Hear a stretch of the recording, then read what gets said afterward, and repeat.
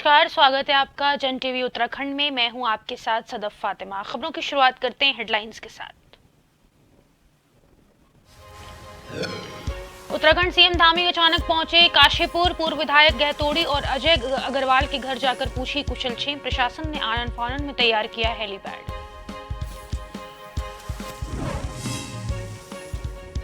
चारधाम यात्रा की तैयारियों को लेकर high level meeting. CM Dhami की अध्यक्षता में बैठक। विभिन्न मुद्दों को लेकर अधिकारियों के साथ की चर्चा।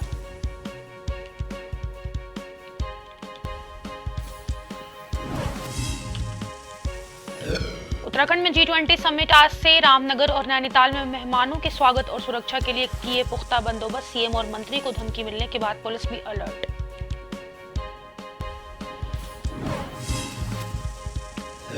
देहरादून में प्रथम नॉर्थ वैली फुटबॉल कप 2023 संपन्न। खेल मंत्री रेखा आर्य ने खिलाड़ियों का किया सम्मान। चैंपियनशिप में 6 राज्यों की महिला खिलाड़ी कर रही प्रतिभाग।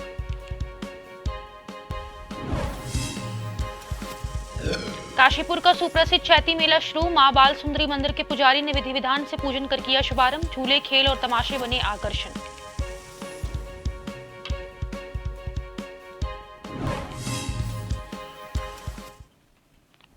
और अब देखते हैं खबरों को विस्तार से।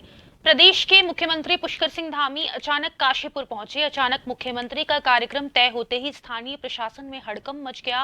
काशीपुर में कुछ देर रुकने के बाद वे रामनगर में हो रहे G20 सम्मेलन के लिए रवाना हो गए। अचानक आए इस कार्यक्रम से प्रशासन के हाथ पांव फूल गए और आनन फानन में रामनगर रोड स्थित स्टेडियम में अस्थायी हेलीपैड तैयार किया गया। स्टेडियम से वे सीधे पिछले कुछ समय से अस्वस्थ चल रहे उत्तराखंड वन विकास निगम के अध्यक्ष और चंपावत के पूर्व विधायक कैलाश चंद गहतोड़ी के गिरिताल रोड स्थित आवास पर उनका कुशलक्षेम जानने के लिए पहुंचे। इसके बाद मुख्यमंत्री पुष्कर सिंह धामी भाजपा नेता अजय अग्रवाल के आवास पर उनका भी हालचाल जानने पहुंचे, जहां कुछ देर रुकने के बाद इसके बाद वे रामनगर में G20 में हिस्सा लेने रवाना हो गए।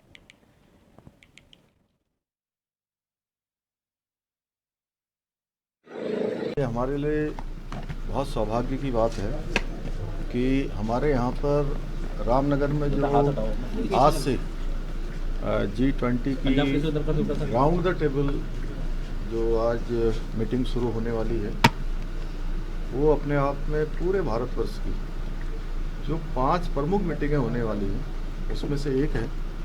और PSC लेवल की ये बैठक है जिसमें G20 के सभी देशों के प्रतिनिधि भाग लेंगे। निश्चित रूप से हमारे लिए सौभाग्य की बात है। मैं आदरणीय प्रधानमंत्री जी का धन्यवाद करता हूँ कि पहले हमको उन्होंने 1 नहीं 2 नहीं बल्कि 3 बैठकें। हर साल की भांति इस साल भी श्री दुर्गा वाहिनी समिति के प्रदेश अध्यक्ष प्रवीण त्यागी के नेतृत्व में शहीदों के सम्मान के लिए एक भव्य कार्यक्रम का आयोजन किया गया, जिसमें सभी राजनीतिक दलों ने राजनीति से ऊपर उठकर शहीदों के सम्मान में बढ़ चढ़कर हिस्सा लिया। आपको बता दें कि इस भव्य कार्यक्रम का आयोजन प्रवीण त्यागी के नेतृत्व में पिछले कई सालों से किया जा रहा है। वहीं इस कार्यक्रम में शहीद परिवार, राज्य आंदोलनकारी, स्वतंत्रता सेनानी और उनके परिवारजनों को प्रशस्ति पत्र, मोमेंटो और शॉल देकर सम्मानित किया गया। एक कॉन्सेप्ट हमारा शहीदों को नमन, इसमें हम हर साल ये कार्यक्रम करते हैं जिसमें जो भारत माता के लिए हमारी सरहदों पर शहीद परिवार होते हैं और जो इस राज्य आंदोलन के दौरान जो शहीद हुए हैं उनके परिवारों को हम सम्मानित करते हैं। इसमें सभी दलों के लोगों ने आए, आपके भाजपा के भी थे, कांग्रेस के भी वरिष्ठ नेतागण थे और आपके शिवसेना आदि विभिन्न दलों के नेताओं ने इसमें पार्टिसिपेट किया। लक्सर विधानसभा क्षेत्र में भी क्षेत्रीय विधायक मोहम्मद शहजाद की अध्यक्षता में बहुउद्देशीय शिविरों का आयोजन किया गया। कार्यक्रम की शुरुआत SDM गोपाल राम बिनवाल, विधायक मोहम्मद शहजाद सहित महिला आयोग की अध्यक्ष कुसुम कंडवाल द्वारा मां सरस्वती के छायाचित्र पर दीप प्रज्वलित कर की गई। इस दौरान बहुउद्देशीय शिविर और चिकित्सा शिविरों के लिए अलग अलग स्टॉल लगाए गए, जिसमें लक्सर विधानसभा क्षेत्र के लोगों की समस्याओं को सुना गया और उन्हें सरकार द्वारा चलाई जा रही योजनाओं के बारे में जानकारी दी गई। साथ ही चिकित्सा विभाग द्वारा लोगों के खून के सैंपल लिए गए और विकलांगों के सर्टिफिकेट भी बनाए गए।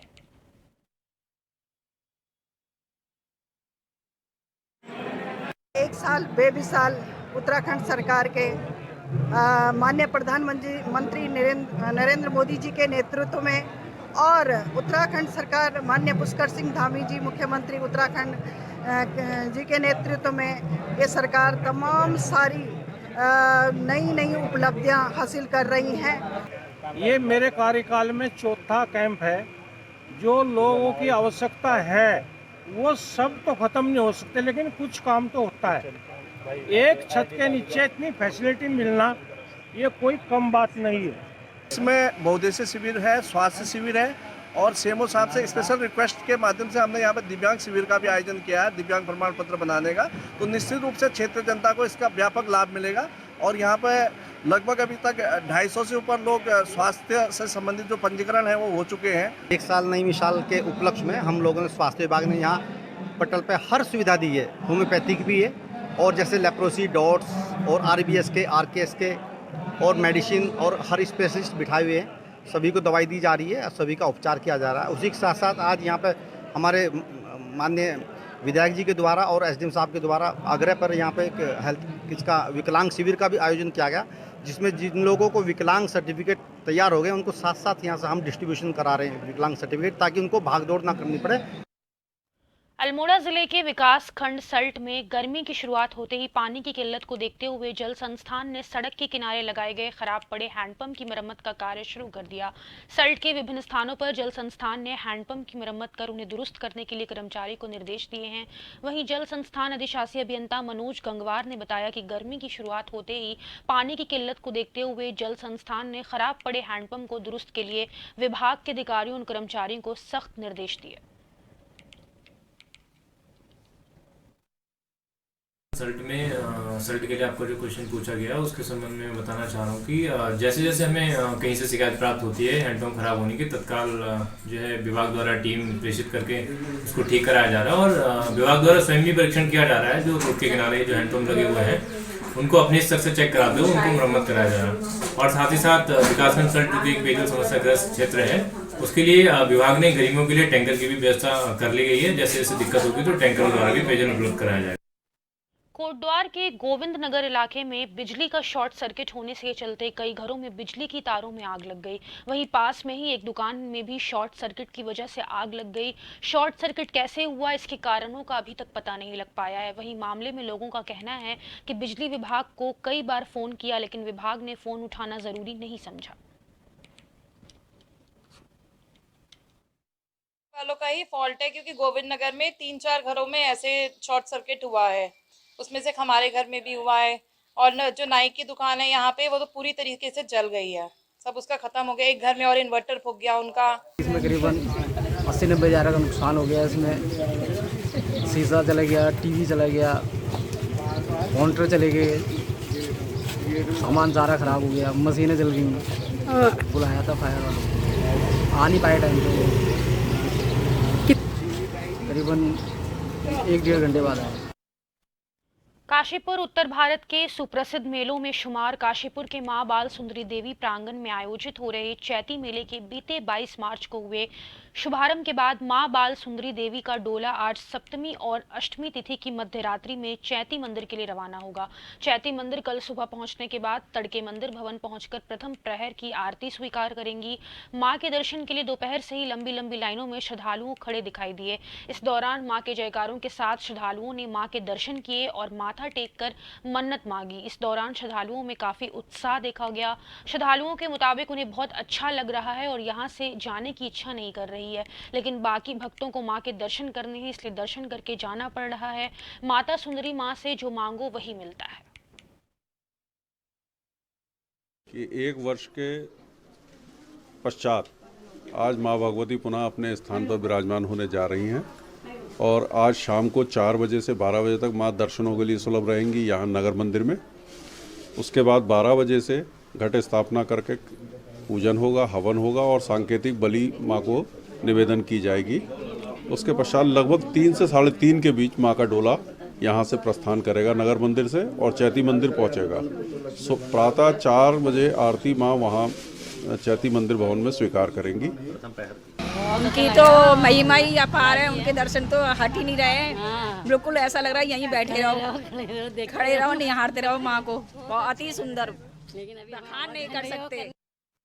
एक छोटे से ब्रेक के लिए रुक रहे हैं, फौरन लौटेंगे। देखते रहें जन टीवी।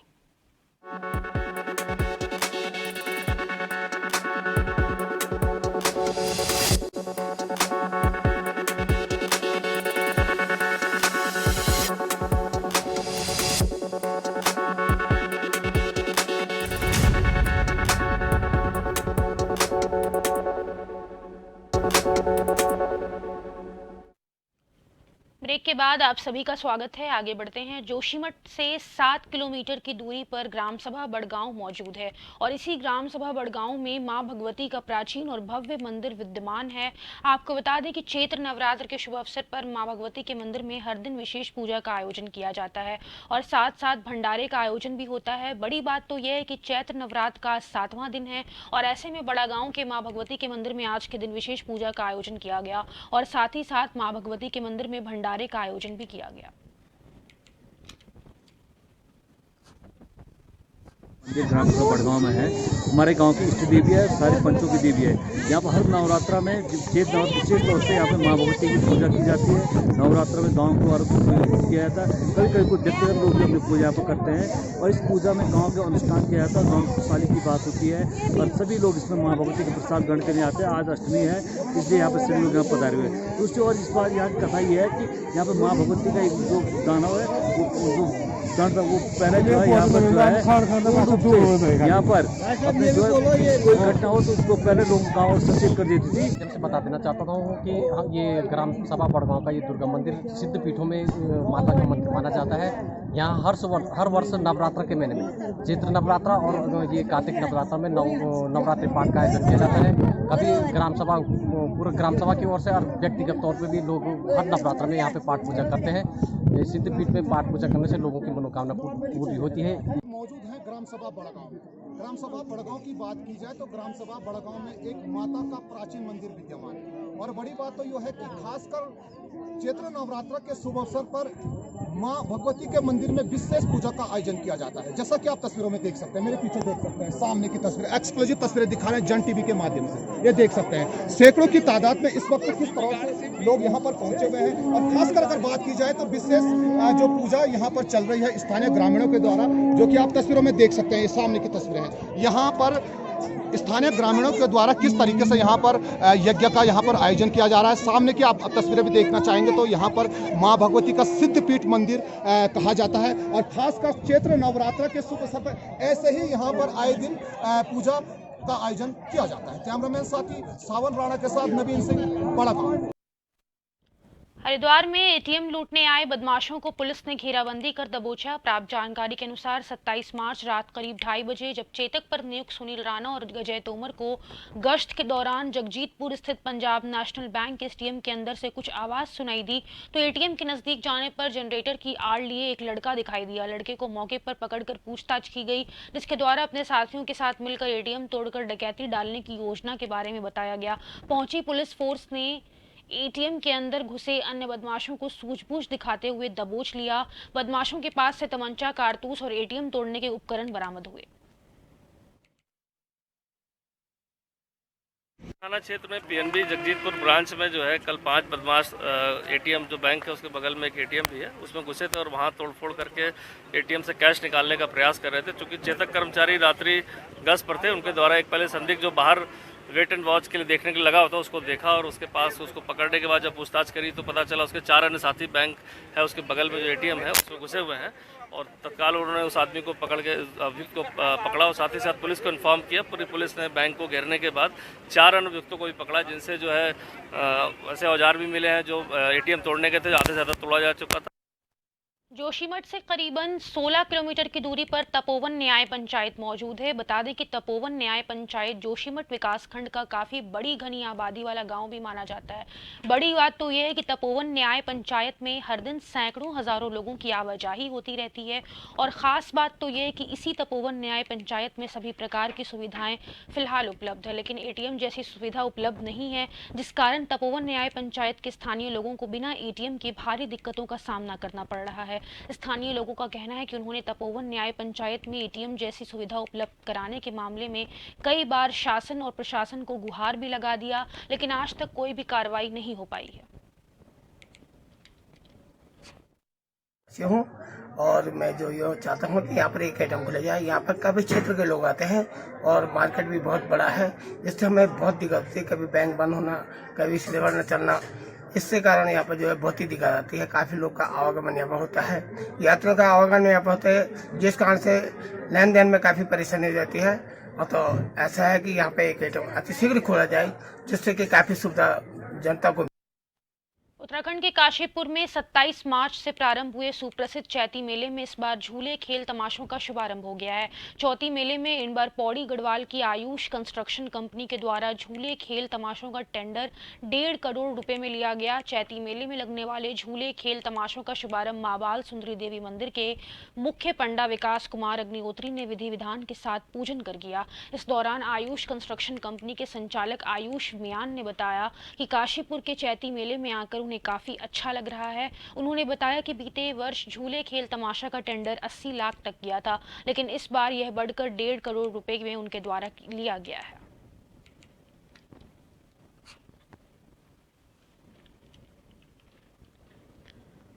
खेल मंत्री रेखा आर्या ने देहरादून के पवेलियन ग्राउंड में हो रहे एवरेस्ट स्टार समूह द्वारा आयोजित प्रथम नॉर्थ वैली फुटबॉल कप 2023 के समापन कार्यक्रम में बतौर मुख्य अतिथि शिरकत की। 16 मार्च से शुरू हुए इस टूर्नामेंट का समापन सोमवार को हुआ। इस दौरान खेल मंत्री ने कहा कि दोनों ही टीमों ने टीम भावना के साथ खेल का प्रदर्शन करते हुए शानदार खेल दिखाया। साथ ही खेलों में उत्कृष्ट प्रदर्शन करने वाले खिलाड़ियों को खेल मंत्री ने सम्मानित करने के साथ सभी के उज्जवल भविष्य की कामना की। खेल मंत्री ने कहा कि खेल विभाग खिलाड़ियों प्रतिभा को निखारने के लिए लगातार कार्य कर रहा है। सरकार और खेल विभाग ने खिलाड़ियों के लिए कई सारी योजनाएं चलाई हैं, जिससे कि आने वाले समय में खिलाड़ियों को लाभ मिलेगा। मैच देखने को भी मिला है और इसमें जिस प्रकार से युवाओं के अंदर ऊर्जा है उसको एक दिशा देने की आवश्यकता है और इस प्रकार के आयोजनों से निश्चित रूप से उनका जो टैलेंट है या उनकी जो खेल प्रतिभा है उसको अवसर मिलता है उसे निखारने का भी, और जीत की और जो ललक और जो जुझारूपन होना चाहिए वो इसके माध्यम से, इन प्रतियोगिता के माध्यम से एक मौका मिलता है। रही बात हार और जीत तो किसी न किसी की होती है, लेकिन हारने के बाद नहीं, बहुत कुछ सीखने को जो है वो खेल के दौरान में मिलता है।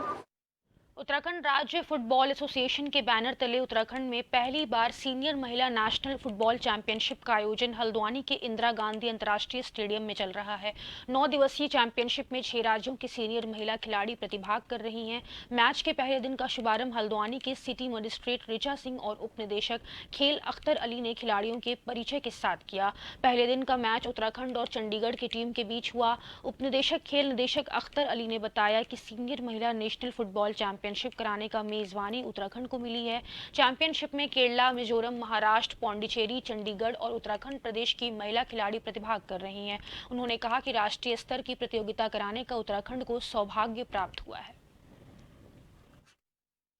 देख भी रहे हैं 27 हमारी नेशनल हीरो महिला फुटबॉल जो उसकी सीनियर चैंपियनशिप है वो यहाँ पर हो रही है, जिसमें वर्तमान में चंडीगढ़ और उत्तराखंड की टीम यहाँ पर अभी अपना प्रदर्शन कर रही है और मैं अपनी तरफ से सभी खिलाड़ियों को शुभकामना देना चाहूँगी और निश्चित ही ये इसी तरीके से अगर खेल को प्रोत्साहन मिलता रहा तो ये हमारी टीम आगे तक जाएगी और ये हमारे देश का भी नाम रोशन करेगी। ऑल इंडिया है 6 जगह हो रही, इसमें से 2-2 टीमें जो चैंपियन होगी ना वो जाएगी ऑल इंडिया खेलने, और हमारे उत्तराखंड फुटबॉल एसोसिएशन जो है वो चाहती है कि ऑल इंडिया भी यहीं हो, उसमें 12 टीमें होगी, अभी 6 टीमें हैं और इसी में सिलेक्शन होगा इंडिया टीम का।